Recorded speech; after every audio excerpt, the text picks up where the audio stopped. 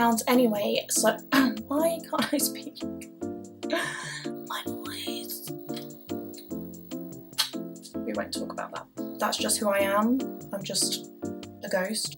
Kind of smells like bananas. I actually bought a brow powder. Did I just say lovely jubbly?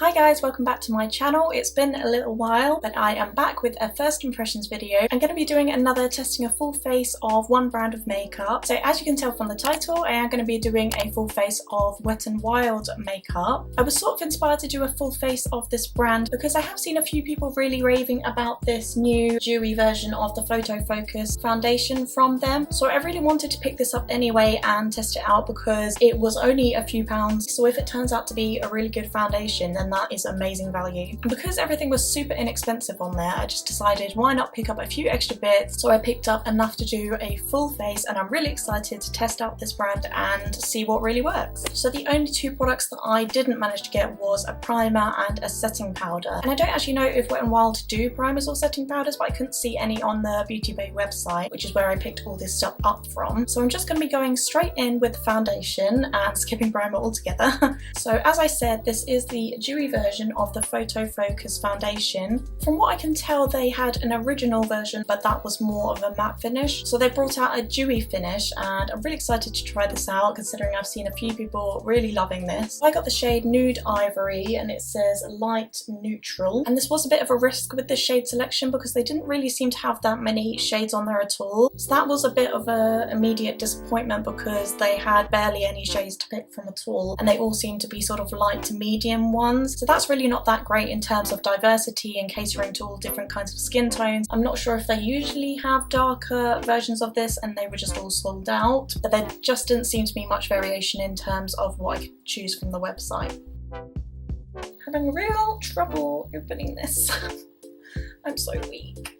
Oh, I've just been trying to pull this the whole time, and I've just figured out you can twist it.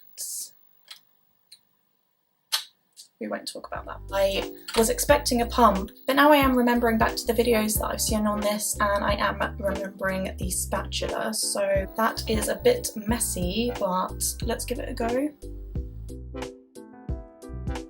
I mean, it's not dripping everywhere, so that's good, and it's relatively easy to use. Just do a little bit on the nose.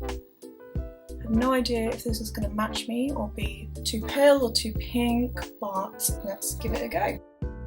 So I'm just going in with my damp beauty sponge.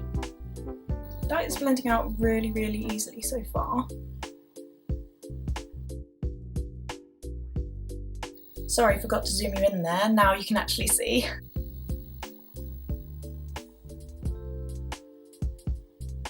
I'm not sure what type of coverage this is meant to give actually. Let's see, does it say hydrates and smooths complexion for a luminous finish, buildable coverage for normal to dry skin, shake well before use, which I did not do. Let's shake it again so I can add a little bit more, because I do have a few blemishes around here and general sort of redness and veins around my eyes and things, but so far this is really, really nice actually. Also, I forgot to mention that Wet n Wild is actually all a cruelty-free brand, which is amazing because, as I said in recent videos, I do really try to stick to buying cruelty-free brands. So this is how my skin is looking. It actually looks pretty flawless. I think the shade is a tad pale, but in a way it kind of matches the rest of my skin tone, so that's just who I am. I'm just a ghost. But yeah, in terms of how it looks on the skin, it actually looks really gorgeous. I think I'm going to add a tiny bit more just to go over my eyelids and a bit more on my chin area to cover my blemishes.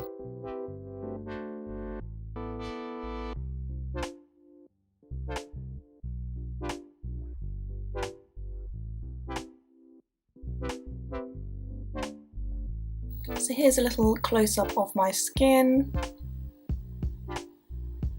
So yeah, I think that's looking really gorgeous actually. I think it lives up to the claims of everyone who has been loving it recently. And I'd say it has a medium to full sort of coverage. I could have layered it up even more if I wanted to, but I think that's all I really need at the moment. And it does look dewy, but it's not really oily looking, and I don't look like I'm super sweaty, so that is amazing. So yeah, so far I'm actually really impressed. Also, another thing I forgot to mention is that all these products came to £33.20 on Beauty Bay, which I think is amazing for a full face of makeup, because considering for a higher end brand that would probably cost you about over £200 or something. So next up I'm using this Photo Focus concealer, and this is in the shade Light Ivory, which when I put it next to the foundation actually looks pretty much the same shade, if even a tiny little bit darker, which I wasn't expecting, because when I bought these shades on the website I think the foundation looked a lot darker than it actually is in real life, so we'll see whether this works out okay. So this is what the applicator looks like, just a standard little doe foot. First of all, I'm noticing that you don't really get a lot of product coming off the doe foot when you swipe it on, which is a little bit annoying because you have to keep re-dipping. It also has a funny smell. It kind of smells like bananas in a weird sort of way.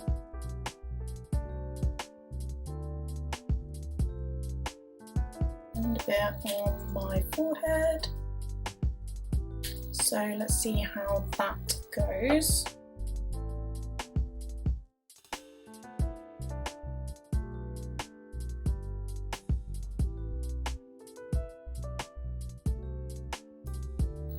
I think the concealer is okay. I don't think it's the best concealer ever. I don't know if it added all that much extra coverage, but it was okay. I'm not bowled over by it. I don't think it's fully covered my dark circles. I do have quite prominent dark circles. Don't know if you can see. In terms of the colour, I think it went okay with the foundation colour that I have. So yeah, it was alright. So I'm just going to go ahead and quickly powder.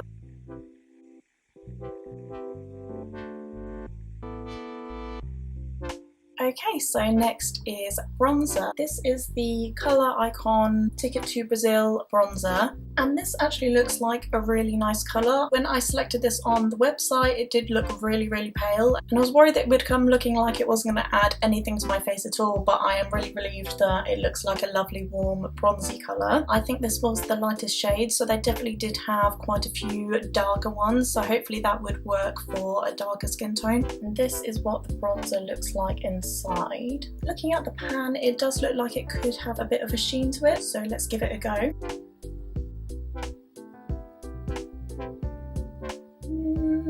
Nothing's happening so far. Really swiping that around to try and get some product. Something's starting to happen, but it's still really light and sheer. I'm really swirling that around. I was being a little bit careful at first because you never know how pigmented these bronzers are going to be, and once you've swiped a big dark mark on your cheek, it's so hard to get it to blend out. But this is super light. In fact, I think I could have done with maybe a darker one, or I don't know, just have it so that it's less sheer. It is adding a pretty sort of warmth to my skin. I don't know if you can even tell, and it definitely has a gold sort of glow to it. Just going around my forehead like I usually do. I'm going to add a bit on my nose like I usually do as well. I'm really going over and over in layers to try and build it up, which isn't really what I wanted, but at least you know you can go in with this bronzer really heavy handed and just build it up to a gentle sort of warmth on your skin. So hopefully you can see that it has added a gentle warmth to my skin, and there is a golden glow to it as well, which is really pretty. And I think I'm just used to a lot of my bronzers heavily adding a real dark bronzed look to my face because I don't really contour. So I sort of try and find a bronzer that goes a bit in between being contour and bronzer. I don't know if that makes any sense at all, but I think this would be really lovely actually if you had already done your contouring with a separate product and then you were going over the top with this to add some more warmth to your face and a bit of a sun-kissed glow with the golden sheen that's in here. I think this would also be quite pretty on holiday when you just need a little extra something with a bit of a sheen in it. And I think I am trying to find some positive things to say about this because it was really quite time consuming to build up into what's a really subtle bronze on my face. But if you are really pale, then this is the bronzer for you. So next up I have a blush. This is the Colour Icon blush in Pearlescent Pink. And I chose this one because it wasn't a really bright pink. So as you can see, it is sort of a peachy corally blush, and toned down it's a really nice sort of subtle one. So I'm going in with my same brush as before, and hopefully this shows up better than the bronzer. So far, not immediately there. Maybe I should use a different brush. There we go. I think maybe the softness of the brush that I was using wasn't helping, so a little bit more of a bristly brush like this helps pick up the product, I think. Ooh, that's really golden. There's a lot of golden sheen to these sort of products that I've picked. That's really golden. It's pretty, it's just a lot more gold than I was expecting.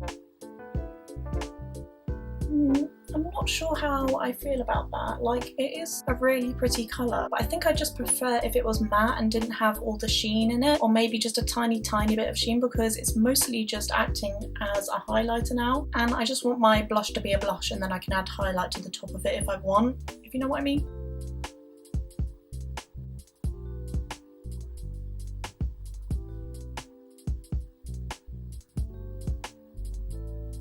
I don't know if you can see what I mean about that blush. It's just really sheeny. I mean, I am looking lovely and glowy, and it is really pretty. I think I prefer just a little less sort of gold coming through. Again, with that powder product, you can really build it up, so that's good and it's bad depending on what you want. But when it's a few pounds, you can't really complain. So next, I've got this MEGAGlo highlighter. It is in Blossom Glow, and I have seen quite a few YouTubers and Instagrammers using this, so I'm really intrigued to test it out myself. As you can see, it is this really gorgeous pearly pink. I think they just had this colour and then a gold one, so if I went for the gold one, I'd be all gold today. But I did go for this one because I did think it would be a little bit, I don't know, just a bit more everyday, I guess. I don't have a dedicated highlighter brush. I really need to invest in one, so I'm sorry I am using the same brush as my blush, but I have cleaned it off a little bit. So let's try. Ooh. Wow, that is a highlight. That is stunning. And a little bit on my bridge. And I'm just going to use my finger to add a little bit to my brow bone.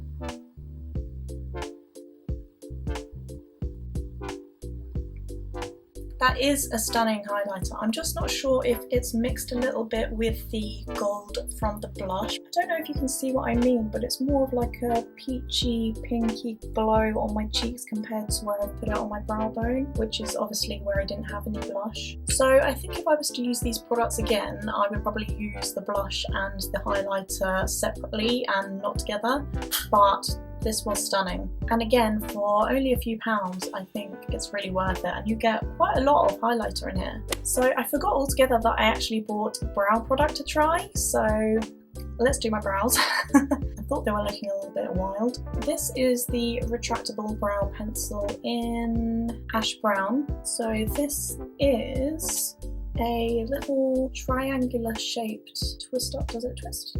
Yeah. Twists up into a tiny little triangle. What's on the other end? Oh, a spoolie, okay. So let's brush through my brows first.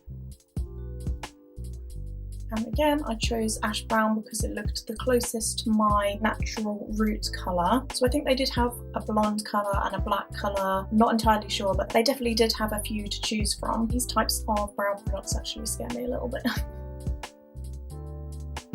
Do you know when you get a pencil or a product like this and it's just so soft it sort of melts onto your skin and goes super messy? Well, this seems to be soft but also not too soft.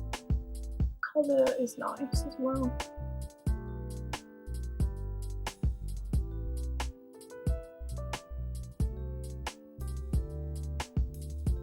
that was actually a lot easier to do than I was expecting. So yeah, that was actually really easy to use and quick to fill them in. I did really like the consistency of the pencil, considering it wasn't too hard, but it wasn't too soft, you know, it wasn't really painful to press onto the brows. I don't think this is my favourite type of brow product to use because it's hard to get the brows looking quite natural. They always just end up looking quite blocky with this kind of thick sort of crayon that you just fill in with, especially if you want to draw sort of hairs in there. So it's not my favourite type of product, but it is a good pencil and it's great if you're in a rush. For eyeshadow, I picked up this little palette here, which was again only a few pounds, so amazing value for money, and it's got so many different colours in there, and this colour story sort of just spoke to me with all the warm tones and the burnt orange kind of vibe. I just thought it was a really pretty little palette. So this is from the Colour Icon range again, and it is called My Glamour Squad, and on the back here it actually gives you the method to create sort of like a day look and a night look with this. So for the day look it's saying you can just use 1, 2 and 3, and then with the night look you've got a whole lot more shades in that look. So that's really helpful actually, that it gives you a little guide on how to create the look that you're going for. This is what the palette's looking like on the inside, and here's a close-up of the shades, and as you can see you've got 2 transition shades here, I think for the day look and also for the night look. I think I might try and attempt the night look with this. It says to start with the transition shade at the bottom, which is this dark brown matte shade. The eyeshadow's definitely come out a lot more than the other powder products did. And that is blending really nicely actually. So this is my transition. Lovely jubbly. Did I just say lovely jubbly? Be cool, Lily. Don't say stuff like that. And then it says to go in with a bit of this red sort of brick shade, blending into the transition.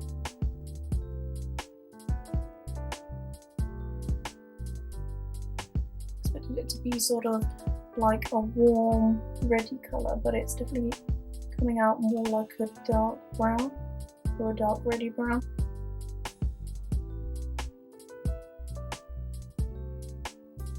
So far this does look a little bit messy, but that's just me, that's not the shadows. The shadows seem to be blending really nicely and I'm not getting any fallout or anything. So next is number 5, which is it's the black, so I'm a little bit scared of that. Let's go in with a tiny bit on the outer corner.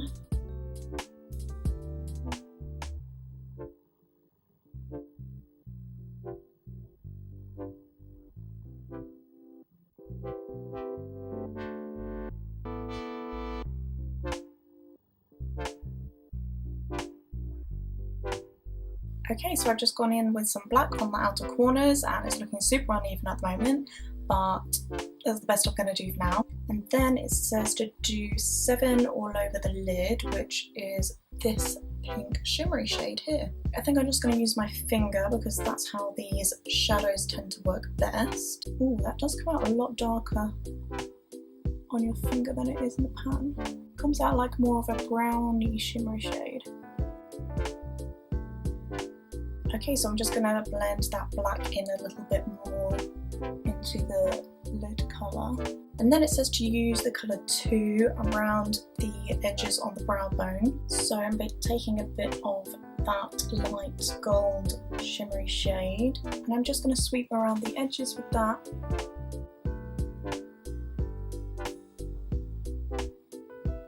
And then it doesn't actually say to use any shadow on the lower lash line, but I'm just going to go in with a bit of that red brick sort of shade to connect the lower lash line to the top.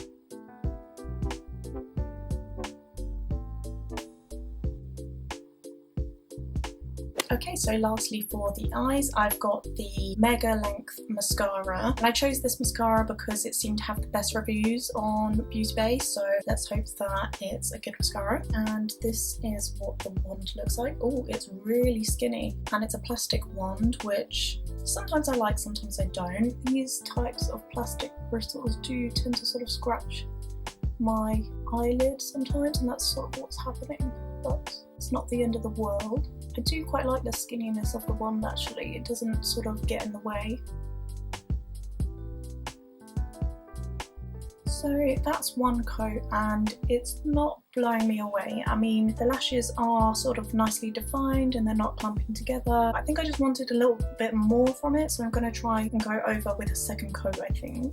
So this is after 2 coats of mascara and it is giving me more of what I needed from it in the first place, but this eye is still lacking a little bit for some reason. It wasn't the most amazing mascara and I've definitely used better. The wand was a little bit scratchy on my eyes to use as well, which I didn't really like, so I've definitely used better mascaras. But yeah, finally I have a lipstick, and this is the MEGALAST matte lipstick in Skinny Dipping. This is what the colour looks like, and I chose this one because I thought it could potentially end up being a bit of a dupe for the Pillow Talk lipstick, and the Pillow Talk lipstick by Charlotte Tilbury is also a matte sort of nude, so we'll see what it looks like. But yeah, this is the packaging. It's got a cute little pair of lips on it, and there's a fair amount of product in there for the price that it was, so can't really complain so far. It doesn't really smell like anything either, it just smells like a lipstick. First thing I'm noticing is that it's not very creamy. It doesn't sort of instantly melt when you press it against your lips. You sort of have to really keep pressing it on there to feel like it's coming off. But once you get going with it, it is a little bit easier. I've just broken it. Well done, me.